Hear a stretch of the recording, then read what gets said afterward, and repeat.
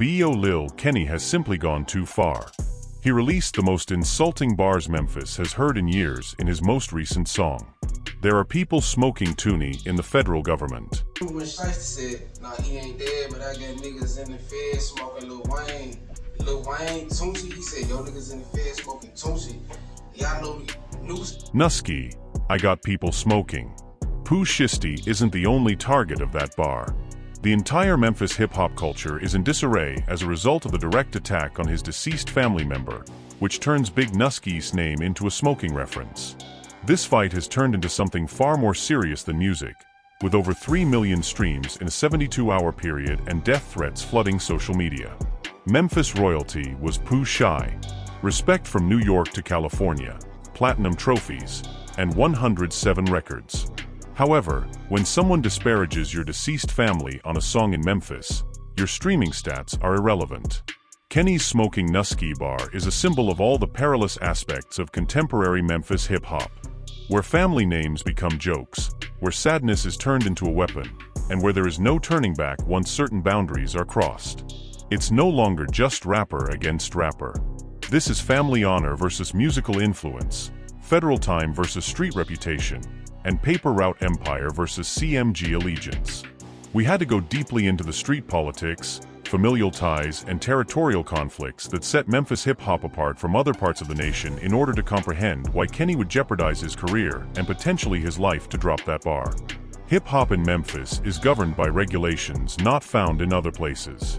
Artists can transfer camps to get better offers, but this isn't Atlanta. This isn't Los Angeles, where boundaries are naturally established by geography. Memphis is tiny enough for everyone to know each other's business, but it's also so split that the wrong affiliation may ruin all of your hard work. The city divides into discrete areas, each with its own governmental structures, crews, and codes. South Memphis and North Memphis operate differently. It would be as if East Memphis and West Memphis were separate states. Every community has its own vibe, its own artists, and its own definition of friend and foe. Young Dolph wasn't merely starting a record label when he founded Paper Route Empire. He was starting a political movement. Pre stood for independence, keeping Memphis money in Memphis, and refusing to submit to the politics of the outside industry. Dolph's artists received more than simply recording deals. They were embracing the idea that Memphis could compete without losing its uniqueness. However, there were significant repercussions to that independence. Dolph's disputes are automatically transferred to you when you represent. Every adversary he created turned against you. You were no longer allowed to enter any area he was unable to. You had to deal with every grievance he had with other labels. Boyle Kenny was aware of this right away. He witnessed talented musicians being blacklisted for collaborating with the wrong producers while growing up in Memphis. He witnessed people's careers being ruined because they became too close to opposing factions. He discovered that in Memphis hip-hop, street credibility defines your ceiling more than streaming numbers, and community loyalty is more important than skill. Kenny gained immediate credibility thanks to the Paper Route Empire connection, but it also made him a target. Every pre-art became a suspect in the court of public opinion after Dolph was assassinated. Every P affiliate became someone worth keeping an eye on as the probe began. Just by virtue of his label association, Kenny's legal situation got more problematic. Big Nusky was more than simply an aspiring rapper from Memphis. Born Kayvon Bruce, he was related to Pooh Shiesty, had ties to the Bread Gang via Moneybagg Yo, and was entangled in Memphis street politics before he even entered a studio. The sad aspects of Memphis hip-hop culture are embodied in Nusky's story.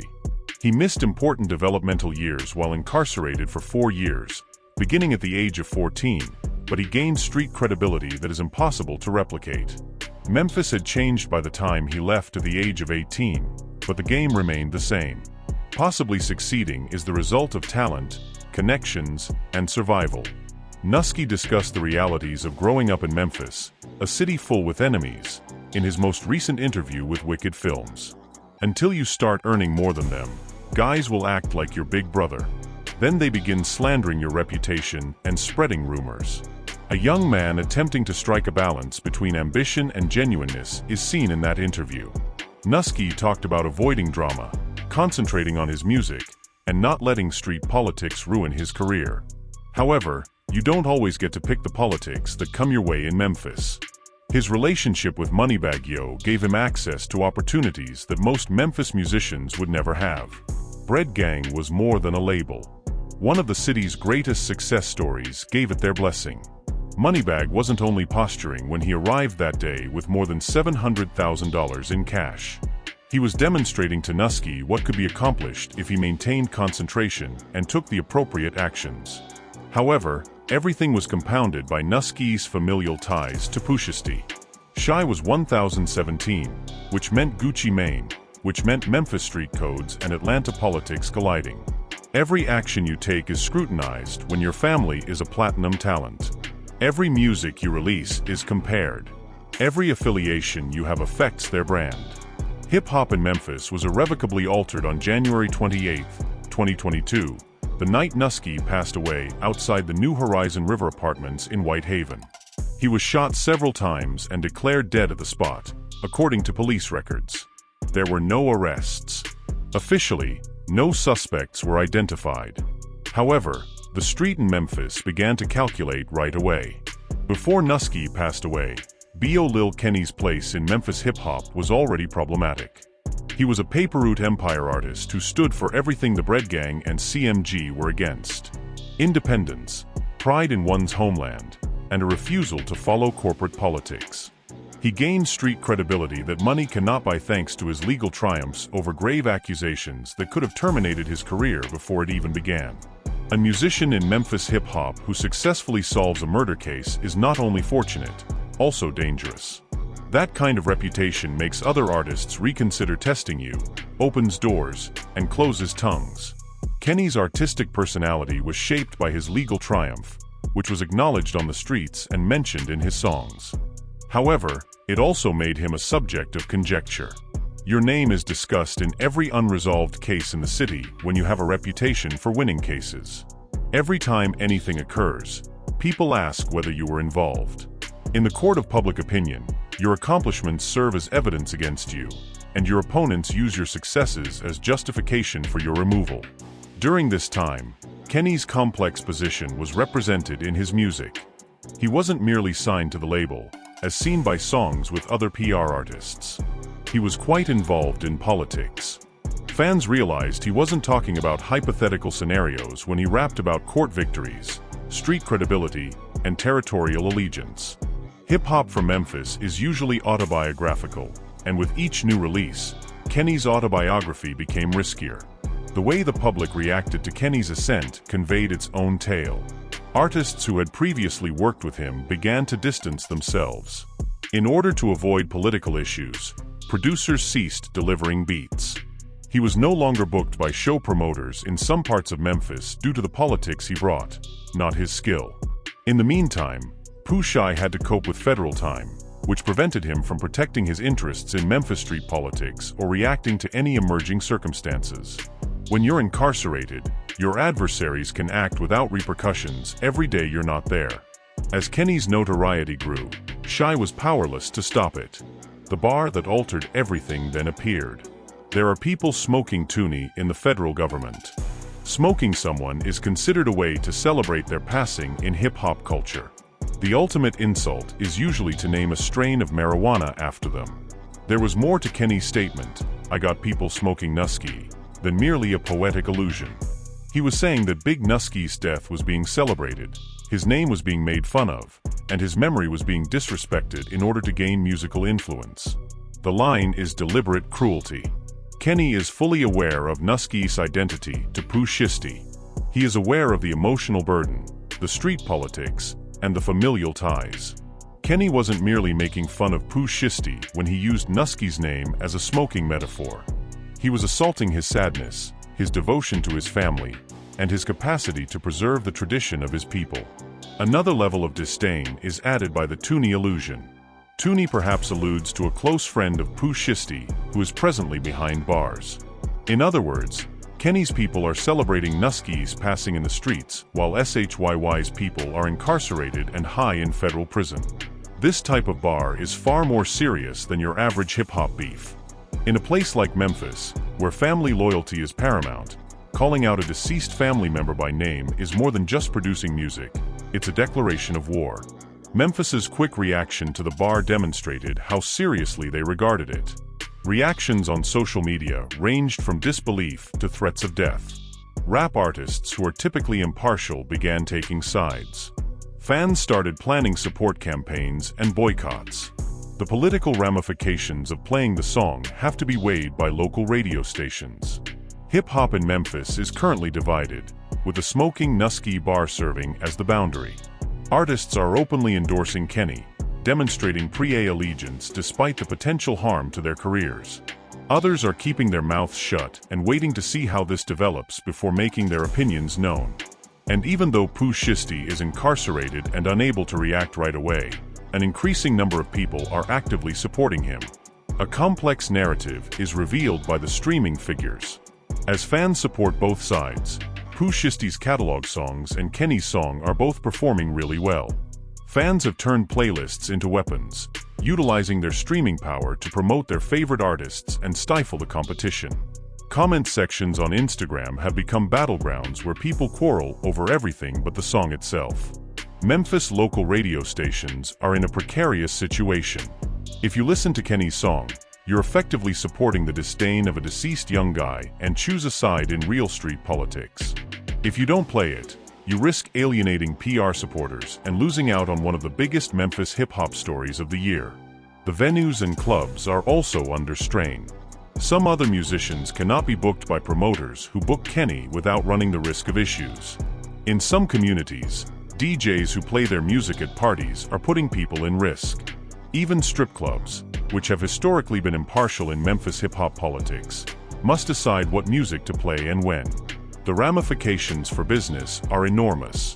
Record labels are keeping a careful eye on how this impacts their investments in Memphis. How the label proceeds without Dolph's direction will depend on PR's reaction to Kenny's contentious bar. The way that CMG and Bread Gang handled the Pooh Shiesty problem had an impact on the relationships and opportunities for collaboration across their whole roster. The Smoking Nusky bar has an impact on more than just musicians and business politics. It affects actual families who are still mourning actual losses. Big Nusky's family is already coping with the agony of losing a young person to violence, and now they have to witness his name being disparaged in a song that has been streamed millions of times. Kenny's bar is seen by Pooh Shiesty's family as the worst type of assault. Someone making use of their sorrow to gain artistic influence. Watching someone make fun of your cousin's name while you're imprisoned and unable to defend the legacy of your people makes you angry in a way that doesn't go away when the song ends. Additionally, there is a genuine psychological impact on the Memphis community. Big Nusky's death is now being viewed as entertainment by young people who looked up to him as an example of someone seeking to succeed through music. The lesson is that your name can be used against your family even after you have passed away in order to further the career of someone else. Memphis community leaders are having difficulty coming up with a solution. Parents are attempting to explain to their children why someone would disparage the name of a deceased person. Teachers have to deal with pupils who are picking sides in a conflict that they don't completely comprehend.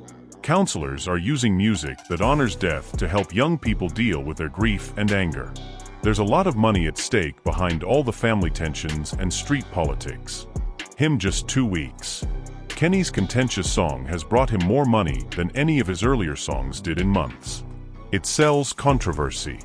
Additionally, the Memphis hip-hop controversy is particularly popular because fans are aware of how genuine the feelings and disputes are. Record labels are weighing the advantages and disadvantages of backing musicians engaged in this degree of debate. Although Kenny's streaming figures are spectacular, there could be substantial legal, security, and PR expenses. Insurance firms are changing their coverage for artists who are embroiled in public disputes involving actual deaths and family members. The consequences for touring are enormous. Political associations and security concerns now make it difficult for Kenny to perform in some towns and venues. Due to the issue, festivals that had previously scheduled him are now reconsidering. The idea that he embraces violence may have an impact on chances elsewhere. Streaming platforms are facing challenges of their own. The song is making a lot of money and generating a lot of engagement, but it's also sparking debate about their part in promoting content that denigrates victims of violence. Curators of playlists must determine if including the song is worth the possible criticism from relatives and community organizations. Kenny's Smoking Nusky bar is a symbol of all the nuanced aspects of contemporary hip-hop authenticity. The bar is entirely real, on the one hand. Through his art, he is conveying true emotions and street politics. Even if the term is nasty, the feelings underlying the disdain are genuine. However, the bar illustrates how hip-hop artists may say things that harm actual families and communities because of the urge to be authentic. The culture has reached a stage where authenticity and fundamental humanity clash when being real involves commemorating someone's passing for musical legitimacy.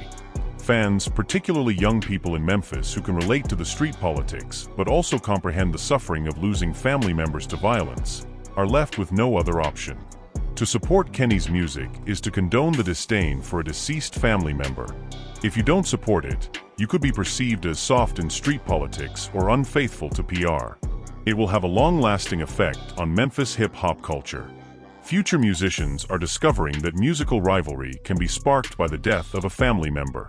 Grieving families are realizing that the enemies of their loved ones might use their loss as a weapon. The distinction between human decency and artistic expression is becoming increasingly hazy, which will have long-term effects for society. Everyone is waiting for Pooh Shiesty's response, while Kenny's Smoking Nusky bar takes over social media conversations and streaming services. However, penning bars and recording a song isn't the only aspect of his predicament. First of all, since he is on federal time, whatever answer he gives will be closely examined by law enforcement, who are searching for proof of criminal behavior or gang involvement. His legal status and possible release date could be impacted by an overly forceful response.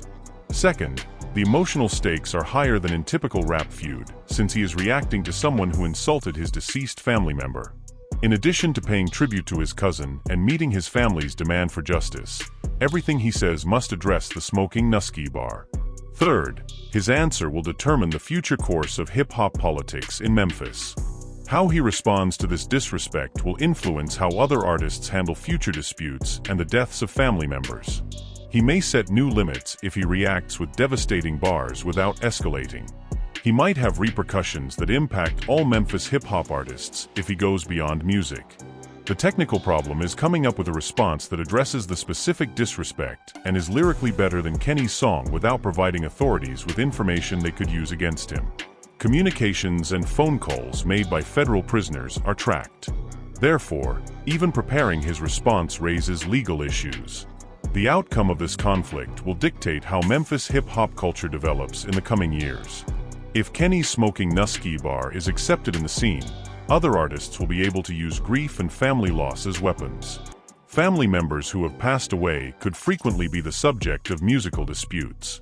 Grieving families may be shielded from having their loss turned into entertainment if the community's and other artists' response is strong enough to demonstrate that certain boundaries cannot be exceeded. The Memphis hip-hop scene has the authority to determine whether commemorating someone's passing becomes commonplace or stays outside of acceptable bounds.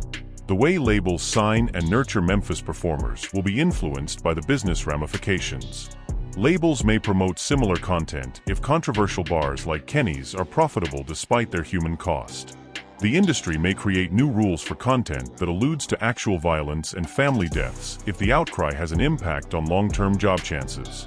Young musicians in Memphis are keeping a careful eye on Kenny to see what happens if he crosses this boundary. They're learning that disrespecting deceased family members is a legitimate route to success if his job keeps expanding in spite of the Smoking Nusky bar. They are learning that some boundaries shouldn't be breached regardless of the possible advantages if he suffers severe personal or professional repercussions. How this dispute is resolved will influence Memphis hip-hop in the future. The culture will either establish that family grief needs protection even in the most serious beef, or it will normalize celebrating the deaths of opponents.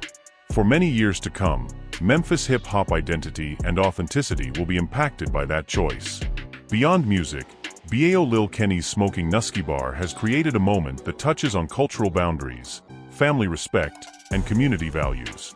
Whether creative authenticity includes the right to use other people's suffering as a weapon for musical success will depend on how Pooh Shiesty, the Memphis hip-hop scene, and society at large react.